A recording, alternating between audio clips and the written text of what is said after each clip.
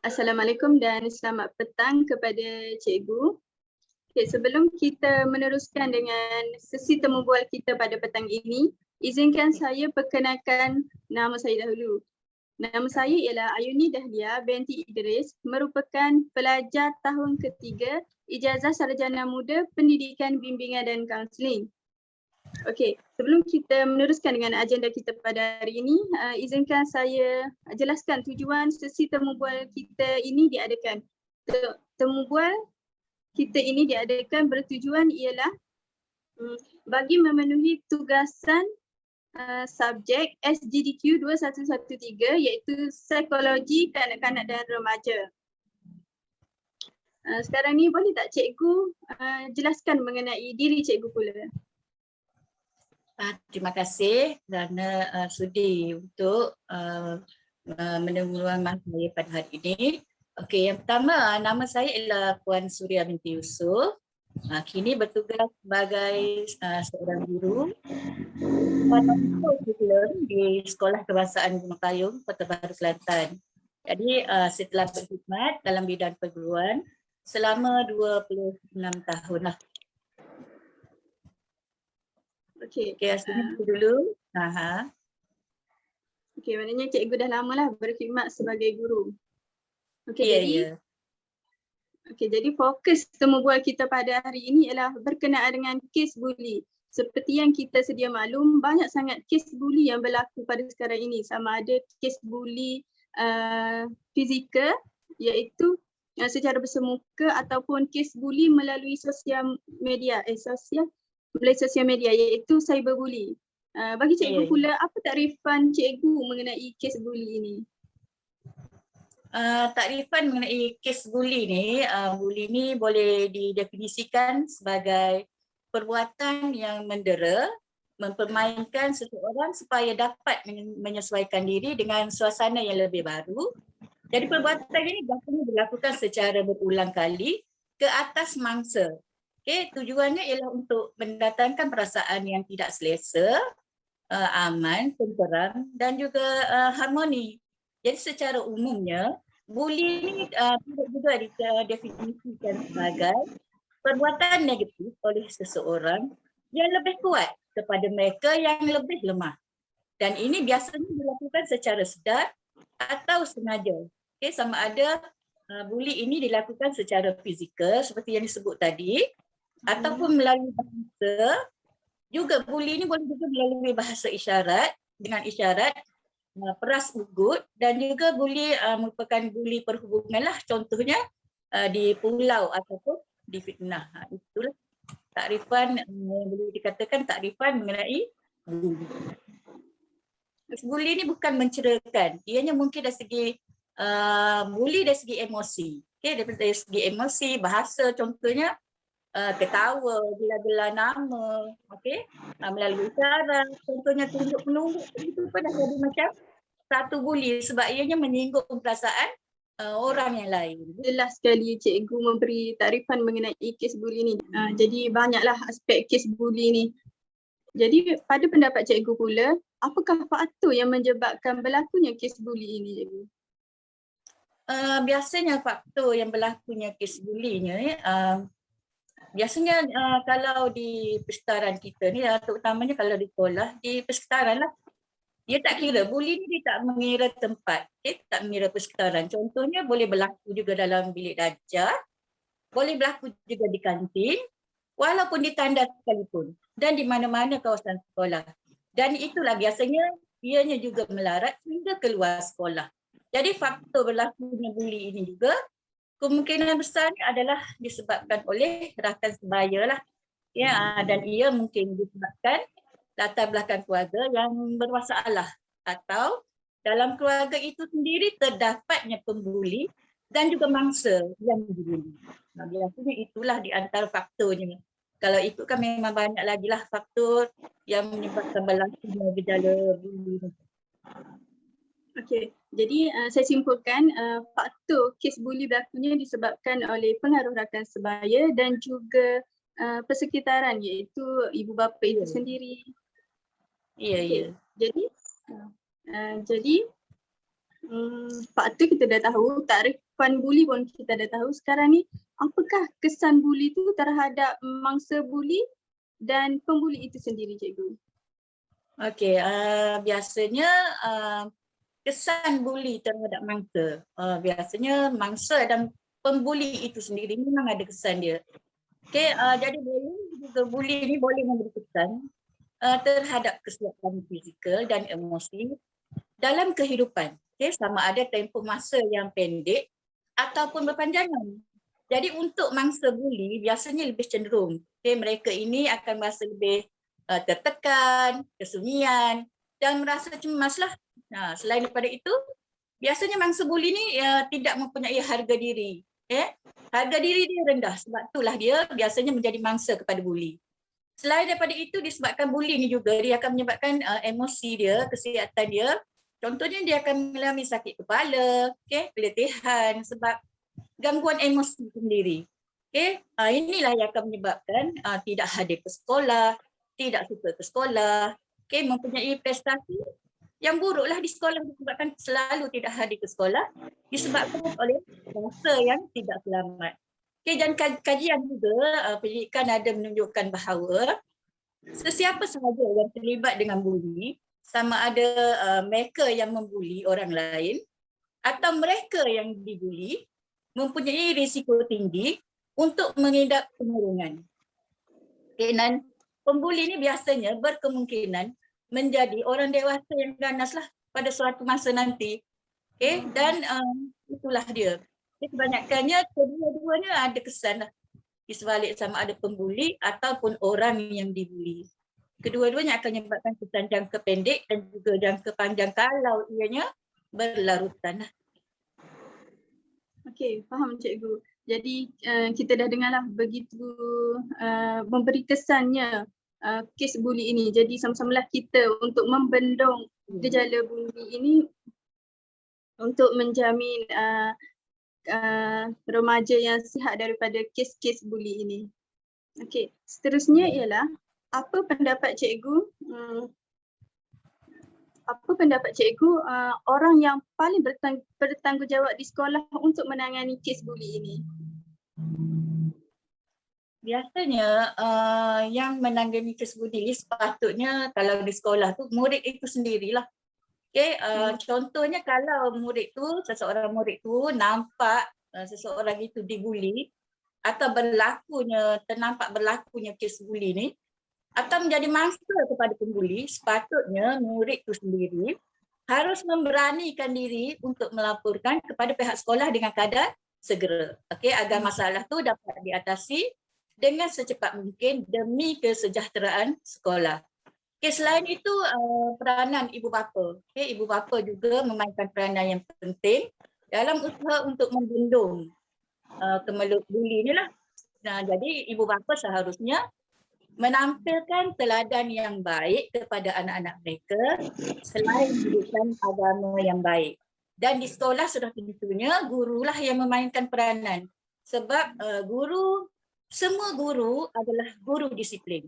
Tidak kira mengajar apa sekalipun, bahasa Melayu, bahasa Inggeris ke, apabila disebut guru, maka guru itu adalah guru disiplin. Selain daripada itu, persatuan ibu bapa dan komuniti. Itu ialah di antara orang-orang yang bertanggungjawab untuk mencegahlah, menangani masalah buli di sekolah ni lah. Yang berkaitan dengan pihak sekolah. Jadi dengan kata lain semua individu terlibatlah untuk menangani kes ini. Ya. Di sekolah pula, apakah peranan yang dilakukan oleh pihak sekolah untuk membendung atau mengurangkan kes buli ini, cikgu?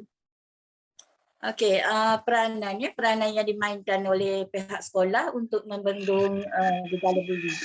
Sekolah memang banyaklah melakukan ataupun menyediakan program-program dan dalam silibus ataupun mata pelajaran yang diadakan oleh pihak sekolah itu sendiri, kita ada menyediakan contohnya pendidikan moral, pendidikan Islam. Yang mana dalam mata pelajaran ini telah diterapkan nilai-nilai murni. Yang mana kita terapkan nilai murni daripada segi sikap, emosi, supaya tidak membuli orang lain. Dan selain itu, pelajar juga didedahkan dengan pelbagai maklumat tentang kesan buruk daripada perbuatan membuli dan cara-cara macam mana cara untuk mengelakkan daripada diri pelajar itu sendiri terbabit dalam kes buli ni. Selain itu, pihak sekolah juga biasanya kita sediakan ceramah ataupun kempen. Contohnya kempen anti-buli yang boleh kita adakan secara berterusan. Contoh macam kaunseling sendirilah, bimbingan dan kaunseling. Kalau di sekolah biasanya kelab bimbingan dan kaunseling, cikgu kaunseling, kaunselor biasanya akan mengadakan ceramah ataupun kempen secara berterusan dari semasa ke semasa bagi menyedarkan para pelajar agar menjauhi ataupun melakukan buli ni. Dan murid juga boleh menyertai, contohnya dalam co-curriculum kita ada kelab pencegahan jenayah. Jadi melalui kelab ini juga pelajar akan memperoleh lebih banyak pengetahuan tentang cara-cara untuk mencegah masalah kes buli sekiranya pelajar itu menjadi mangsa dalam kes itu, dan pelajar juga boleh menyebarkan maklumat ataupun informasi yang diperolehi kepada rakan-rakannya lain agar semua pelajar tahu akan apa dia yang dikatakan buli itu sendiri.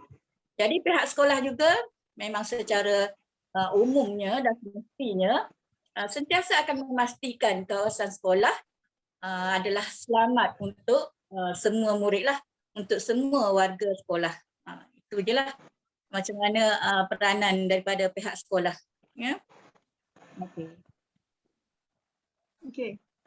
Jadi antara peranan yang cikgu nyatakan tadi ialah semua cikgu di sekolah ada terapkan mengenai kesan buli di dalam pembelajaran, dan sekolah juga ada mengadakan kempen-kempen kesedaran supaya setiap pelajar tu sedar bahawa sangat buruk kesan kes buli kepada mangsa apabila dewasa nanti.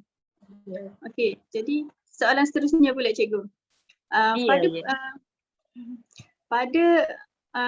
Pada pendapat cikgu, apakah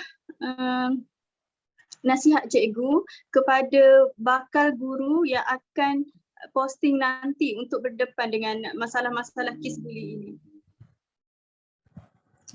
Seperti yang diberitahu tadi, semua guru adalah guru disiplin.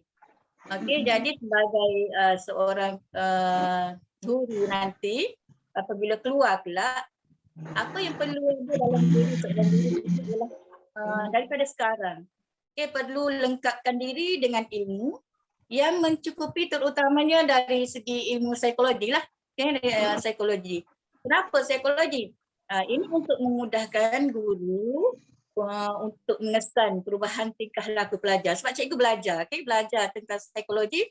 Jadi kalau kita betul-betul dengan murid kita, sentiasa bersama dengan murid kita, kita akan dapat mengesan perubahan tingkah laku pelajar kita. Dengan menggunakan pelbagai kaedah. Dia bukannya hanya satu kaedah sahaja. Mana yang kita dah belajar, biasanya kalau di IPG atau universiti, kos pendidikan biasanya kita dah belajar. Pelbagai kaedah macam mana cara untuk mengesan atau membantu pelajar menangganinya. Selain itu, kita juga perlu sentiasa ada masa yang terluang bersama-sama dengan pelajar supaya dapat mengetahui masalah yang dihadapi oleh mereka ni. Misalnya dengan mengajak pelajar berbual mengenai isu-isu yang terkini. Jadi dengan cara itu, mungkin pelajar tu akan bersikap lebih terbuka dan sudi untuk berkongsi tentang kisah mereka sendiri. Jadi dengan ini, kaedah ini apabila murid tu bersifat terbuka, dia akan dapat meluahkan segala permasalahan yang berlaku dan memberi kepercayaan pada kita sebagai seorang guru, dan mungkin dengan cara itu murid tersebut dapat menerima nasihat ataupun bimbingan yang kita bakal berikanlah untuk mengatasi masalah mereka.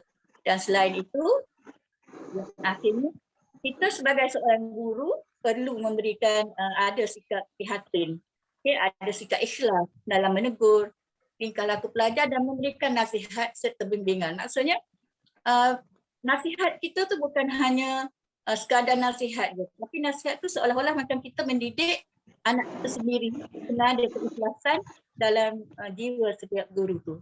Jadi keikhlasan yang diberikan oleh guru tu mungkin sedikit sebanyak dapat memberikan keyakinan kepada pelajar untuk menjadi lebih yakin dan mengukuhkan jati diri mereka. Jadi dengan ini guru dan pelajar akan ada satu hubungan rapat di antara guru dan pelajar. Sama seperti mana pelajar tu mungkin akan menganggap guru itu seperti keluarganya juga. Jadi kesimpulannya pemilihan kaedah dan teknik yang berkesan dalam memberi nasihat dan bimbingan adalah satu yang amat penting dalam menyelesaikan dan mengenai masalah yang melibatkan pelajar-pelajar kita. Kerana hal ini pelajar merupakan individu, ataupun seseorang yang masih mentah, terutamanya dalam kehidupan. Pelajar ni peringkatnya terlalu muda, terlalu awal lagi. Jadi mereka inilah mudah dipengaruh dan dipengaruhi oleh rakan sebaya yang membawa mereka kepada unsur-unsur negatif dan positif. Oleh itu, bukan sahaja guru pembimbing dan sentiasa memberikan nasihat kepada mereka, tapi dengan cara itu mungkin kita akan dapat membimbing pelajar ke arah yang lebih baiklah, ke arah yang lebih positif. Okey, terima kasih Cikgu. Nasihat yang boleh kami bawalah untuk posting nanti. Jadi saya rumuskan sebagai bakal guru yang akan berdepan dengan masalah sebegini, mestilah ready dengan ilmu pengetahuan dari segi ilmu psikologi dan mestilah rajin bergaul dengan pelajar itu supaya pelajar tu boleh bersifat terbuka untuk bercerita mengenai masalahnya dengan guru dan dengan itu pelajar tu boleh meluahkanlah masalah apa yang dia alami itu. Okey, faham Cikgu? Jadi pada pandangan Cikgu pula, Cikgu rasa kes buli ni akan meningkat atau sebaliknya pada tahun-tahun yang akan datang? Sukarlah untuk dikatakan kerana dalam keadaan yang sekarang ni, mungkin kita kata dalam keadaan sekarang mungkin buli itu tidak berapa nampak. Tak berapa nampak tu itu mungkin di sekolah. Tapi kita tak tahu situasi di rumah mereka. Jadi mungkin apa yang nampak yang kita boleh ni sekarang ialah suasana pandemik macam ni, yang paling popularnya ialah cyber lah. Mungkin bully cyber. Kalau bersemuka mungkin taklah sebab masing-masing berada di tempat masing-masing. Tapi murid kita masih lagi boleh berhubungan melalui cyber. Macam WhatsApp ke apa yang lain. Dan di dalam itu juga boleh juga yang menimbulkan bully ni. Contohnya mungkin dengan kata-kata, walaupun benda tu tak benar, tapi benda tu boleh menyebabkan tersinggungnya perasaan lah. Lepas tu mungkin di masa akan datang kita tak tahu, mungkin bully ni semakin merudum grafnya, ataupun mungkin juga akan jadi semakin meningkat. Disebabkan oleh keadaan hidup yang semakin menekan. Sebab kita tahu, kita dah tadi, ianya bermula dari persetaran murid. Maksudnya bermula daripada rumah. Jadi mungkin keadaan yang menekan sekarang ini, mungkin ianya akan menyebabkan adanya di kalangan ahli keluarga sendiri, yang mana yang menimbulkan, yang ada yang menjadi pembuli dan ada yang menjadi yang membuli, menyebabkan benda ini boleh dibawa ke keluar. Dan yang keluarnya ialah di mana yang murid itu berada, di sekolah lah suasana.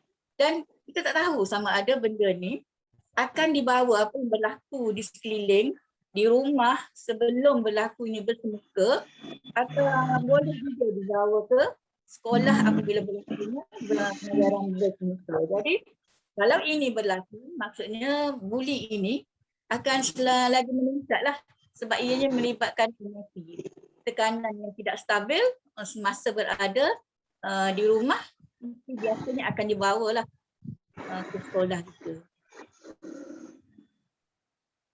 Okey. Betul Cikgu. Jadi sekarang kan musim pandemik, banyak sangat dekat media sosial yang berlakunya cyberbully ini. Jadi diharapkan pada masa-masa akan datang kes bully ini akan berkurangan lah.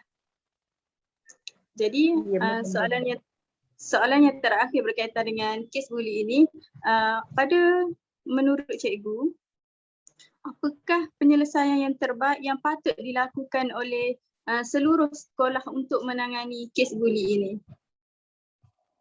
Okay, ianya untuk mengelakkan bully ni sebenarnya bergantunglah kepada kes bully di sekolah tu, suasana di sekolah tu.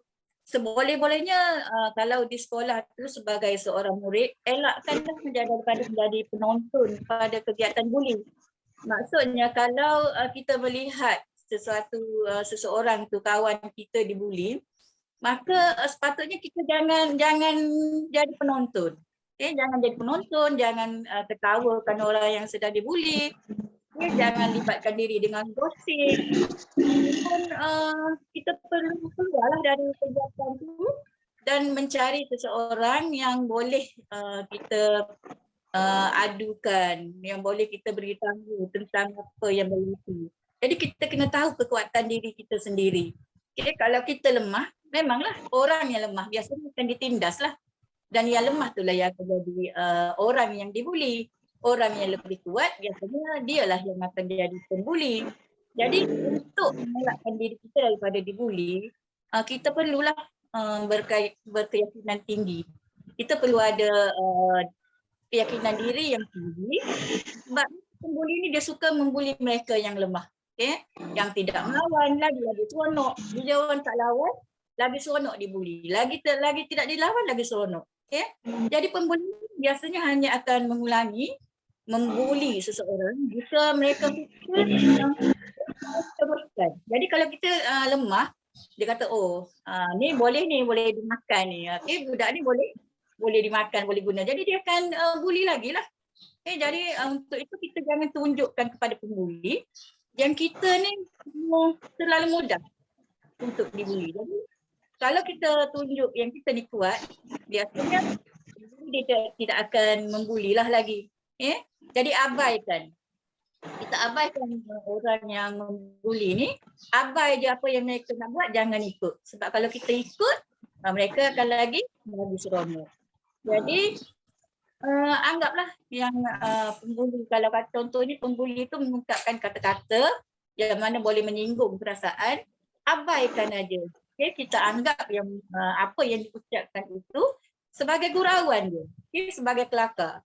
Dan semua tidak akan mengganggu perasaan kita lah. Sebab bila kita ikut perasaan, itu yang menyebabkan terjadinya perkara lain lah yang di sebalik daripada bully tu, banyaklah benda yang akan berlaku. Okey Cikgu, terima kasih di atas tips-tips yang Cikgu bagi tu, betul. Jadi setiap individu tu memainkan peranan penting untuk membendung masalah bully ini. Pembuli itu sendiri tidak boleh mengambil kesempatan terhadap orang yang lemah, dan orang yang lemah itu tidak boleh menunjukkan kelemahannya di depan orang lain kerana orang lain akan mengambil kesempatan ke atasnya. Okay. Jadi setakat itu sajalah soalan temu bual kita mengenai kes bully ini. Terima kasih Cikgu kerana sudi berkongsi maklumat mengenai kes bully dengan begitu padat dan banyak input yang kita perolehi, terutamanya nasihat Cikgu kepada bakal-bakal Cikgu yang akan berkhidmat sebagai guru suatu hari nanti. Terima kasih Cikgu. Sama.